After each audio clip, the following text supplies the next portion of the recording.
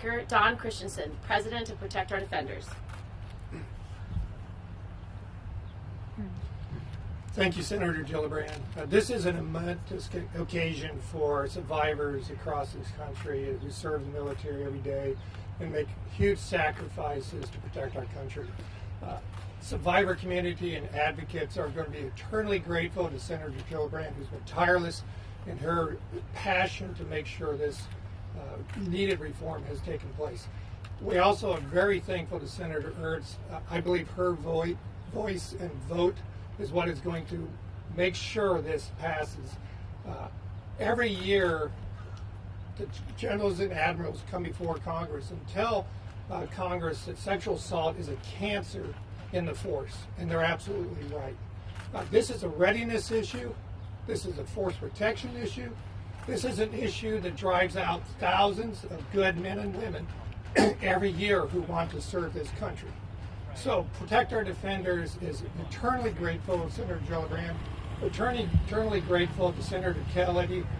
Senator Grassley has been a champion from the beginning, and Senator Cruz and all the other senators are here today. We know that this is the inflection point, that we are finally going to see the justice that our members deserve and the prevention that they deserve. So thank you very much.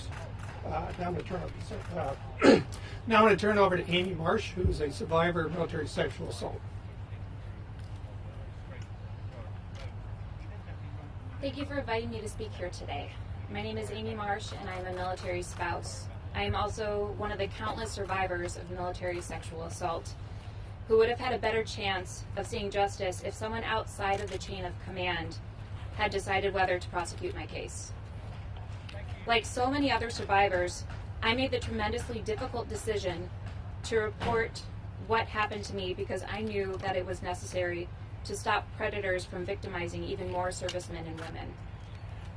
Instead of seeing my offender prosecuted, what I experienced after reporting was retaliation against my family, destruction of my husband's military career, and an attack on my character that resulted in us having to relocate to a different state so that we could begin to try to rebuild our fractured lives again.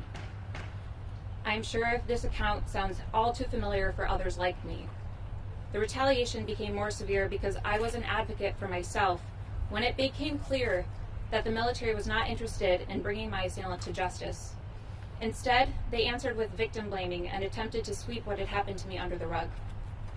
Not only did I experience the backlash from reporting, but I felt like the military was doing everything they could to silence me when they did not like what I was saying. And for a very long time, I just had to take it while the military leaders re-victimized me.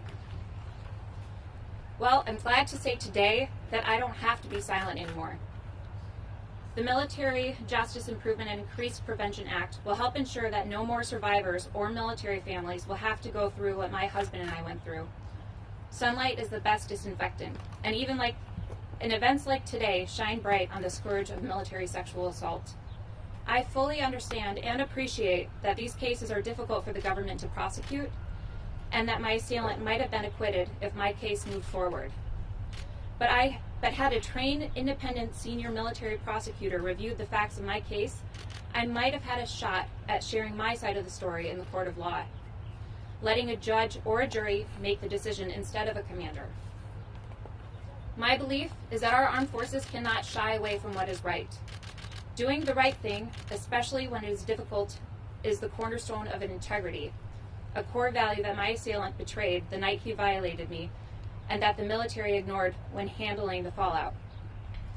I want to thank Senator Gillibrand and her team for their years-long fight to remove commanders from prosecutorial decision-making. I also want to thank Senator Ernst for her support of this legislation in light of her own experiences and those of her daughter, and her efforts to prevent sexual assault from ever happening in the first place. I'm encouraged by the fact that more than ever before, lawmakers and the Pentagon agree that the status quo can't go on any longer. My ultimate hope is that my fight, along with those undertaken by every other survivor, will not have been in vain, and that people's trust in the system can be restored so that victims no longer have to suffer in silence for fear of retaliation, but instead feel empowered to speak the truth in their pursuit of justice. Thank you.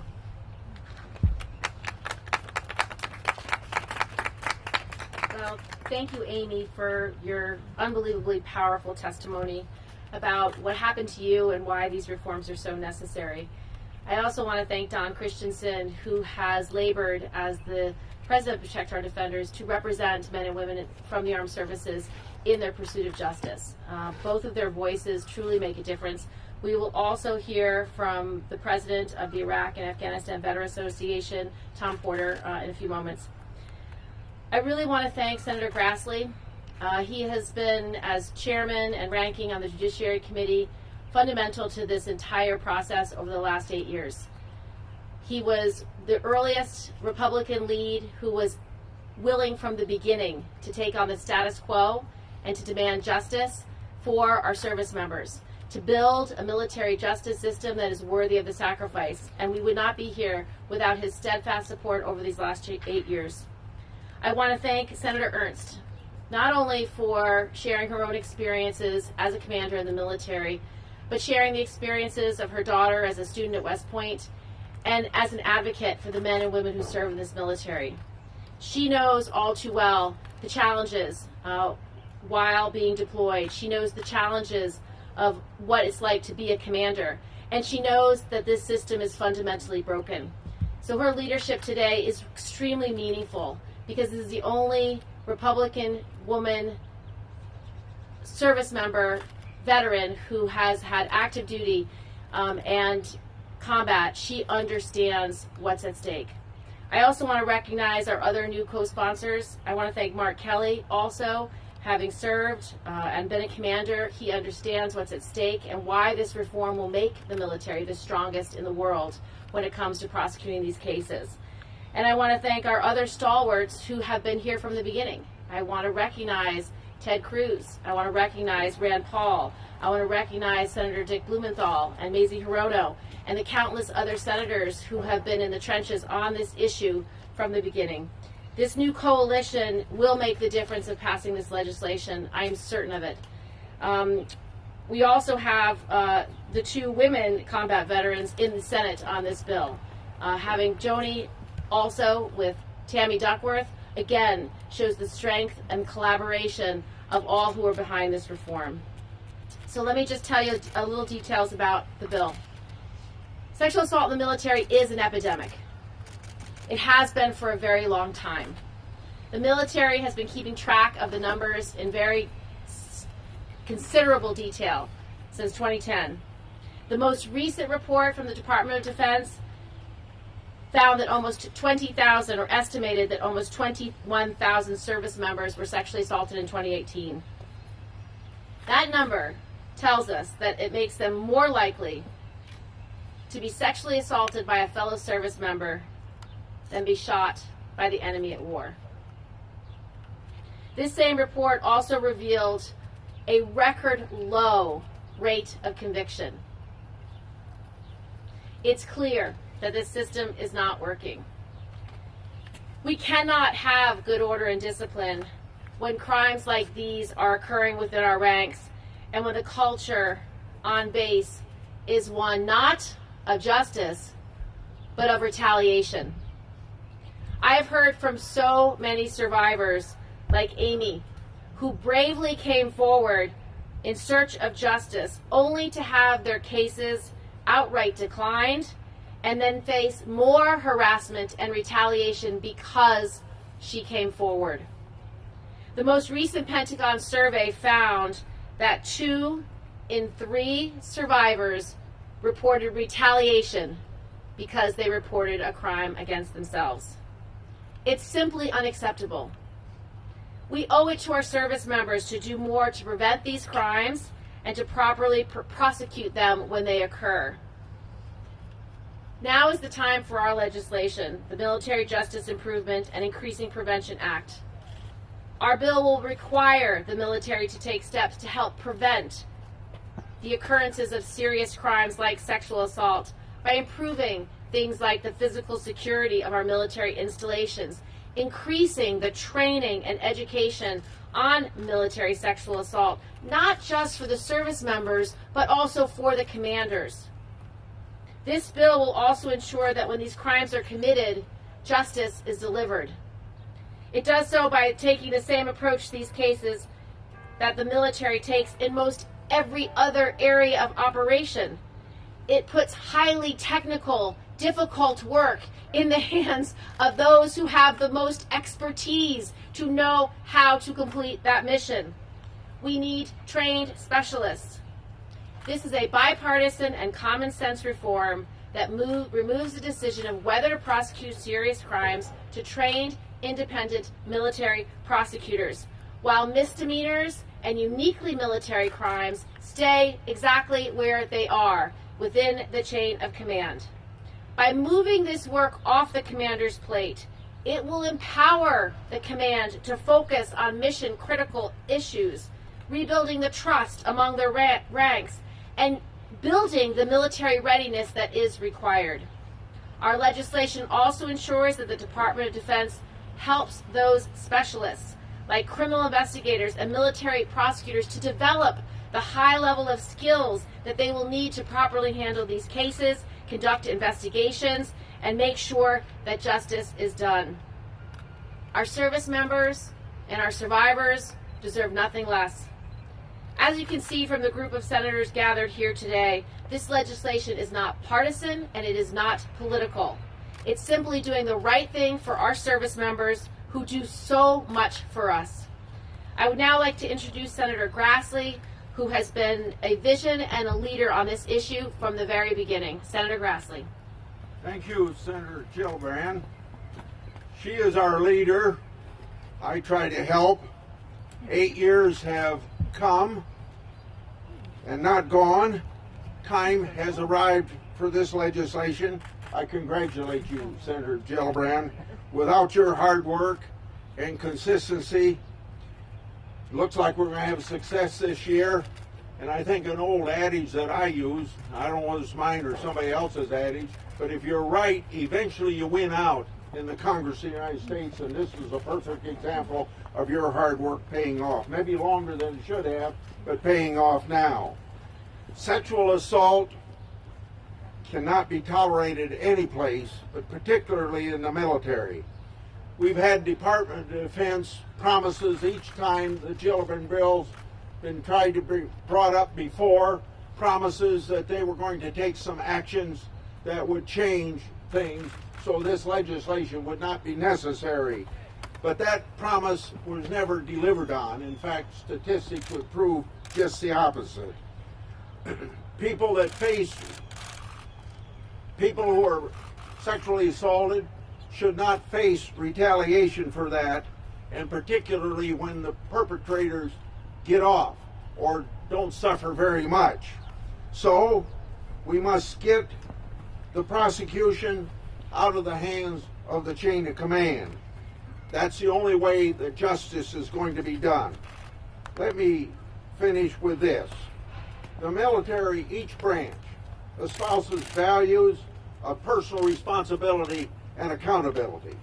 The actions of each individual in the military reflects on the unit and the service as a whole. So, each individual must shoulder the personal responsibility to prevent sexual assault and encourage a culture of accountability for their perpetrators. Thank you, Senator Grassley. I would now like to introduce Senator Ernst, who worked diligently to refine this bill and to make sure we increased our prevention and got the coalition we have today. Thank you so much, Kirsten and Chuck. Thank you very much for your leadership on this issue. And folks, I'm a former commander, but I'm also a survivor of sexual assault. I understand the traumatic events too many of our survivors have faced. While our military is a highly disciplined force, sexual assault has plagued our armed forces for too long.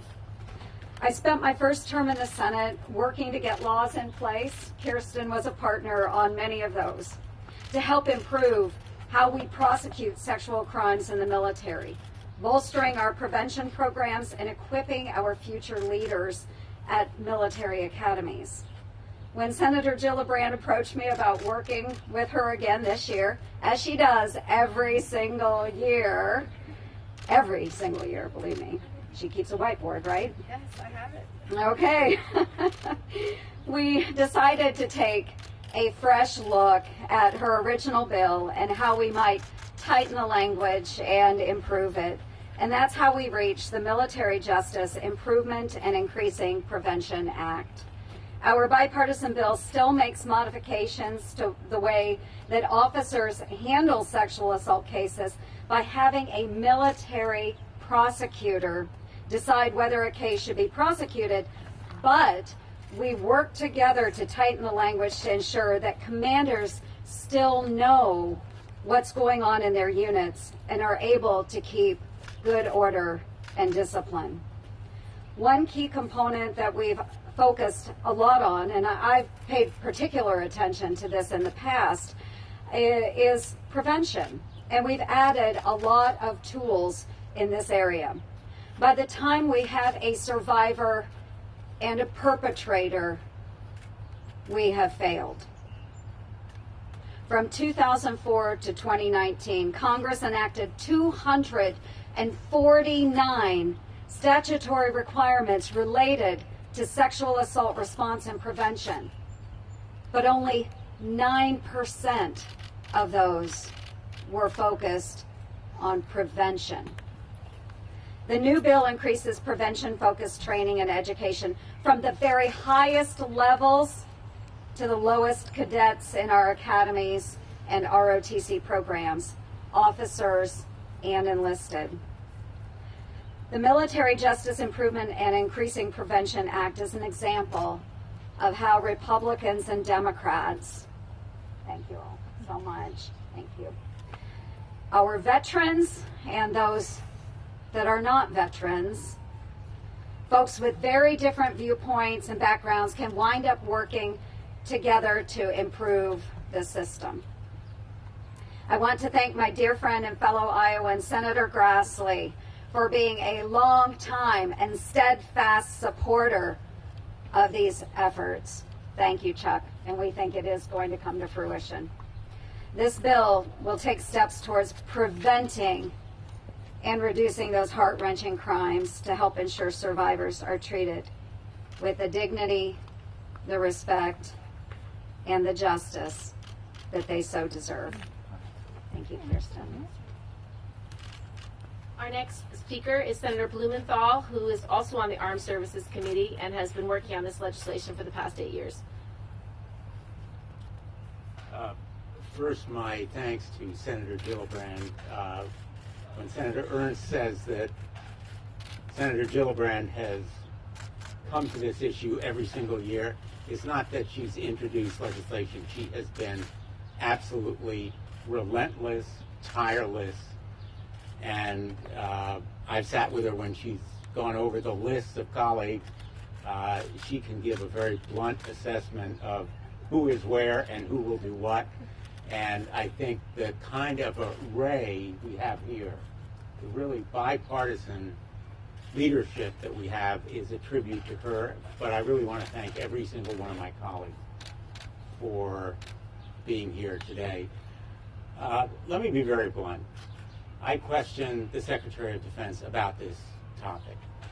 And I believe that the Secretary of Defense is more committed,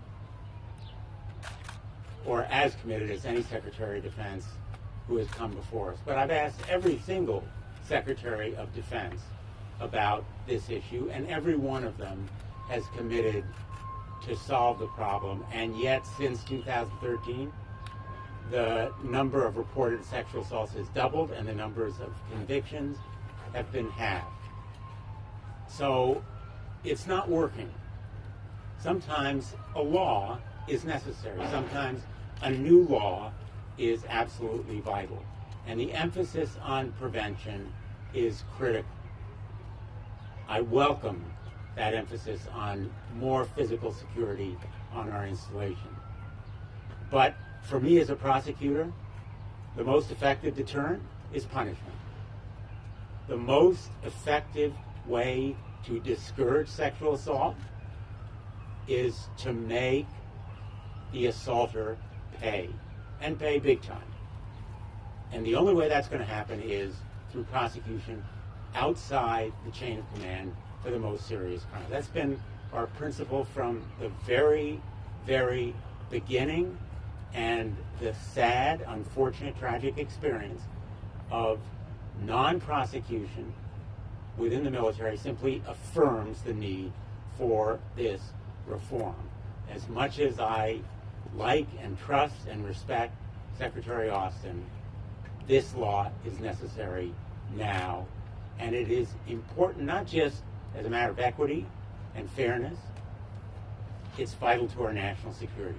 This measure is a national security measure. It's vital to attract and keep some of the most talented people to serve in our military, are women. And as they rise, they need to be protected against this heinous, vile crime. It's a crime within our military. Thank you to Senator Gillibrand. Thank you, Senator Blumenthal. I'd now like to introduce Senator Cruz, who, as a member of the Armed Services Committee in 2013, heard the debates in committee and decided right there and then that this was necessary. And I have always been so grateful for his bold leadership and his dedication to the service members. Thank you. This is a bill whose time has come. Let me start by thanking Senator Gillibrand for her relentless determination fighting for this bill. As she mentioned, when I was newly elected to the Senate, she and I were serving together on the Senate Armed Services Committee, and I went in to a hearing on this topic with an open mind, not knowing what I thought the right solution was. And there was a vigorous debate. You know, at times people chuckle and suggest debate in the Senate is all theater and not real discussion. I can tell you that debate was a real debate. And the arguments that military leaders gave against this bill, that it would undermine good order and discipline, to my mind, Senator Gillibrand had much more persuasive responses. In particular, that our allies, countries like the United Kingdom, countries like Canada, had made similar reforms, that had increased reporting rates without undermining good order and discipline. That, to me, was persuasive. And so for 8 years, I have teamed up with Senator Gillibrand fighting for this bill to pass. The alignment has not been a partisan alignment. There are Democrats and Republicans supporting this bill, and there have been Democrats and Republicans opposing this bill. And Kirsten and I have sat there with whip sheets, she whipping more on the Democratic side, me whipping more on the Republican side, but focusing on who could be brought over to support this bill. And it has been steady and it's been incremental. But it's about time. Look, our daughters and sons sign up to defend this nation, knowing that they will face risk, knowing that they face the risk of being killed by our enemies. But none of our daughters and sons should face the risk of assault from their fellow servicemen and women. It is horrific. It is unacceptable that sexual assault is as prevalent as it is today in the military. I have two daughters who are 13 and 10. I don't know if they'll choose to serve, but I damn sure want them protected from sexual assault if they do choose to serve. This is the right solution, and importantly, this is not taking the decision of prosecution out of the military. This is instead responding to the problem that we've heard testimony on year after year after year, which is a commanding officer with divided loyalties, where the assailant and the victim, the commanding officer is potentially conflicted in those loyalties, and moreover, the victim of assault believes the commanding officer is conflicted and so is afraid to report in the first place. And this bill makes a simple and common sense reform. It moves the prosecution to a military prosecutor outside the chain of command. It remains in the military, but it's a professional prosecutor who makes the decision on prosecution. I believe passing this bill will increase the reporting rates, it will increase the deterrence, and that will decrease, and I hope substantially decrease, the rate of sexual assault in the military. Let me say also, the fact that Senator Ernst is here today is a big deal. Senator Ernst has a lot of credibility on many issues, but particularly on this issue. With her life experience and passion,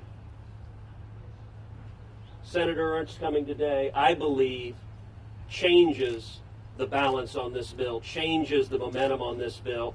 And I'm going to predict by the end of this conference, by the end of this Congress, we're going to pass this bill. And it's about damn time. Thank you, Senator Cruz. I would now like to introduce Senator Mark Kelly, who is a former commander, former combat veteran, who looked at this issue freshly when he came into the Senate, and who's really relied on his experience and knowledge of what will instill good order and discipline in the military. Senator Kelly. Well, thank you, Senator Gillibrand. I'm very honored to be here and to be part of this effort, and I want to thank Senators Gillibrand, Grassley, and Ernst for their years-long leadership on this issue. The data is clear on this. The problem of sexual assault in the military has been getting worse. And if something isn't done, it will continue on that trajectory.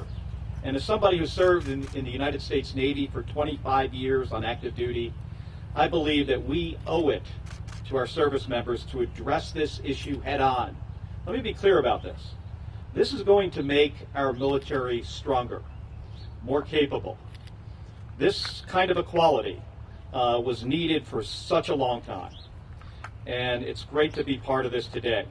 Now, every service member, every single service member should expect to be treated with respect by their peers, by their commanding officers, and if necessary, by the military justice system. These bipartisan reforms will move us closer to making that a reality, and I'm very honored to be part of this after serving in the United States Navy, which I love, for 25 years, and I can't stress this more, that this legislation is going to improve our military and make us a better fighting force for years to come as we face challenges across the globe. This is an incredibly positive thing. Thank you. I'd now like to introduce, thank you, Senator Kelly, I'd like to now introduce Tom Porter, our Executive Vice President of the Iraq and Afghanistan Veterans Association, who has been standing side by side for the last 8 years, among other veterans organizations, as the solution to this continuous problem. Thank you, Senator. Again, I'm Tom Porter. I work for the Iraq and Afghanistan Veterans of America. Our headquarters are in New York, so I'd really like to thank our home state Senator Gillibrand for her, you heard it before a few times, relentlessness in attacking this issue. This is my third time standing with her and others, behind me on this issue. And frankly, I think that this year, the next time that we're going to be standing here together is when we get this signed into law. Really proud of the great work that everybody here has done. The senators put together an outstanding bipartisan list of supporters here. So thank you all for being here. And you've heard the numbers. They're startling. I don't want to rehash a lot of them, but we at IAVA, the largest VSO for representing post-9/11 veterans, we do an annual survey of our members. So it's the largest annual survey of post-9/11 veterans. And so talking about this issue, we ask them about military sexual assault, and 73% of our members that have suffered a military sexual assault report that they have been retaliated against. So 3 out of 4 of those that suffered a military sexual assault. That's huge. And then almost half, 44% of our members who experienced a sexual assault said they'd be more likely to report the crime if there was a specially trained military prosecutor in charge of this, like we're talking about here with this legislation today. That's a great case to pass this thing into law. I've been skeptical in recent years, in years past, about this legislation, but seeing flag officers come up to the Hill for years and said they're going to tackle this problem, well, it's not working. I come from a military family. I've got over nearly 25 years in uniform, in reserve and active duty service. And the problem is I'm unsure if I'd recommend military service to my 3 young daughters if I had to make a recommendation on their career, and that's a problem. So bottom line is, we need to solve this. We need to do this for the soldier who wants accountability from her command. We need to do this for the airman who faces threats from within their command. We need to do this for the former sailor who wants her kids to be safe following in her footsteps. And we need to do this for the Marine who just wants to do her damn job. So let's get this done. I appreciate everybody being here. Thank you. We're happy to answer all on-topic questions from any of the panelists. I'm curious, Senator Ernst, if you can talk a little bit about some of the evolution on this issue and sort of where you started and where you ended up and why you got to that point. Most certainly, and thank you for the question. For those that maybe didn't hear it, it's really the evolution and how I got to the decision to join on this effort with Senators Grassley and Gillibrand. And it has been an evolution, and I've made it very clear that I have been very torn about this in the past. Now, in my first term, I always did say that while I don't, and I didn't at that time, support taking this decision out of the chain of command, I said I would always keep an open mind. And if we didn't see things change, then perhaps it would be time to make those changes. And so I have kept an open mind, and Kirsten, knowing that, has been relentless. I think that's your new nickname, relentless Gillibrand. But we have discussed it every year. And then after the Fort Hood incident that we saw earlier in the report that came out of that, it just showed such a horrible command climate, completely up and down the chain of command. And if there is someone that is thinking about perpetrating an intimate crime like sexual assault or domestic violence, they are even thinking about that, and they know that there's a bad command climate, perhaps their commander's not going to deal with the situation, they're likely to become that perpetrator. And so what we're doing is trying to change that command environment by taking that decision out of the commander's hands, still allowing them to be accountable in the and have authority over knowing that there's an investigation going on, but taking that to a specialized prosecutor. So if that perpetrator understands that regardless of the command climate, this is going to be prosecuted or at least looked at by an independent counsel, they might think twice about it. And that's what we need. But then also shifting as well and making sure that we're going through those prevention efforts is really important to me. And Kirsten has worked with me on this now, so we've included it in this new bill, and making sure that there are physical security measures that are put into place, but then greater education and training for the lowest ranks and the lowest levels of officers all the way to the top brass. That is really important, because I can tell you, Amy can tell you, that once that sexual assault has occurred, you can't go back. You can't change what has happened. And you will relive, as a survivor, you will relive that moment of your life over and over again. And I can tell you, it's not positive.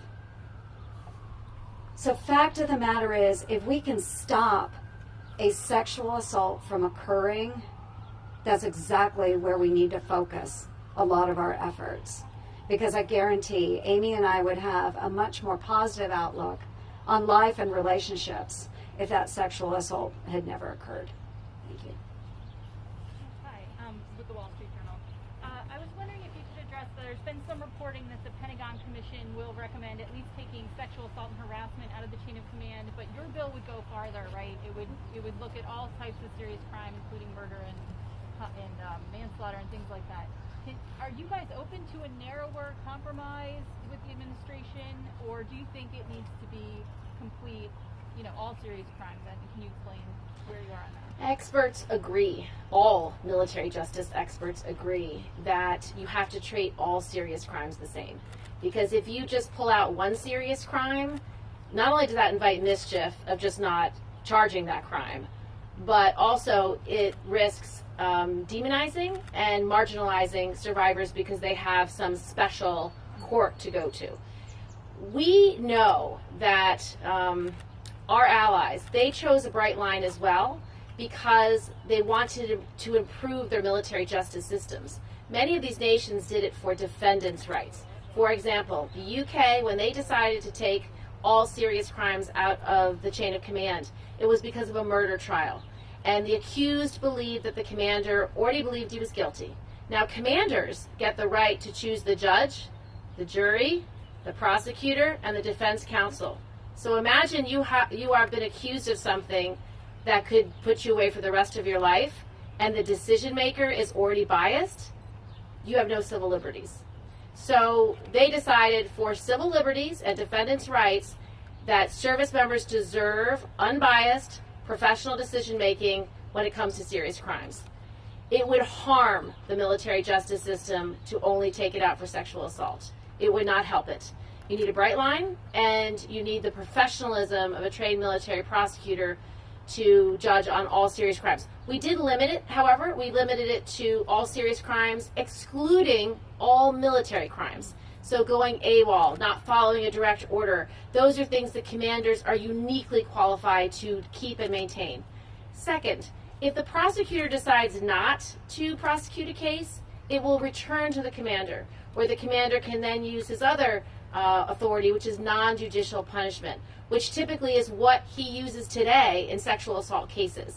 So this one review by a trained military prosecutor will give the chance of, number one, picking the right cases, making sure you're choosing the cases based on evidence and no other reason, and moving forward with trial and conviction on the cases they are most likely to win. That will result in more convictions and better outcomes because it's more professional and done in a more responsible way. So no, I do not think a compromise on that is wise, and every expert on military justice, like Eugene Fidel, who is the leading expert on the military justice system, said it would harm the process.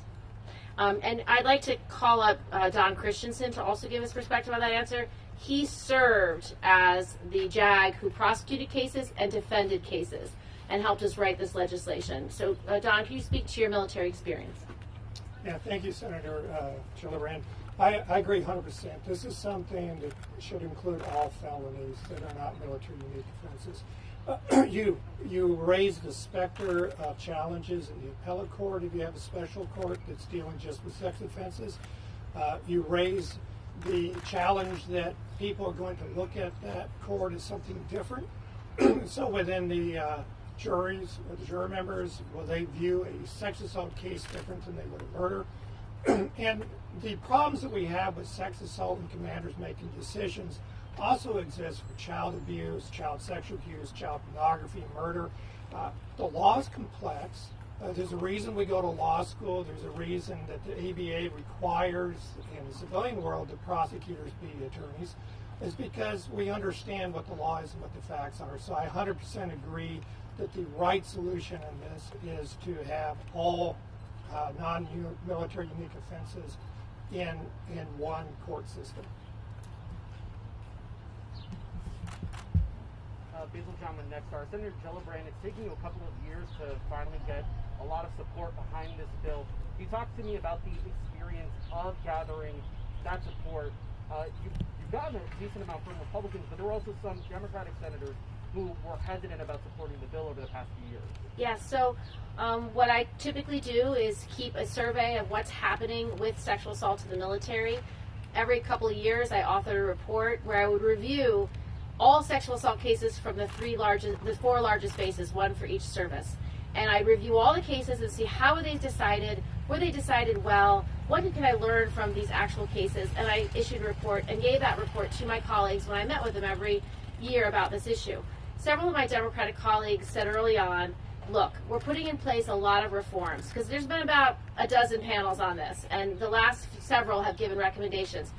As the chair or ranking of the personnel subcommittee, I put into law all the recommendations that any panel has come up with that the DoD was comfortable with. So they're all in, and it's not making the material difference. And as Tom said, when he polls veterans from our most recent wars who have served during these reforms, all these smaller ball, low-hanging fruit reforms, they still say the one thing that would change their behavior to report more often is that the decision maker wasn't in the chain of command. So it comes directly from the survivors of recent wars. This is where the data and information about how to write this bill came from. And so several of my colleagues, such as Tim Kaine and Angus King and Mark Warner and John Tester, all of them wanted to see if, and you should ask them directly what they think and why, but wanted to see if these earlier reforms might make a difference. They've all decided to support the bill this year. So you're seeing people giving this fair consideration. And just as Senator Ernst told you, like, she has given this detailed, in-depth consideration over many years, and that is what our colleagues have done. And because there is no progress, truly no progress, and so many indicators going in the wrong direction, and this most recent Fort Hood report, it's just intolerable. And at some point, senators decide they have to do their jobs as overseers of the executive branch. It is our job to provide oversight and accountability over the armed services. So while they might like to let commanders decide because they trust them on so many things, which is understandable and true, this is now our job because it is necessary to create a better, more professional system where justice is possible. Oh, so thank you all for coming, and thank you to my colleagues and our advocates. Thank you for Amy for telling her story, and thank you all for being here.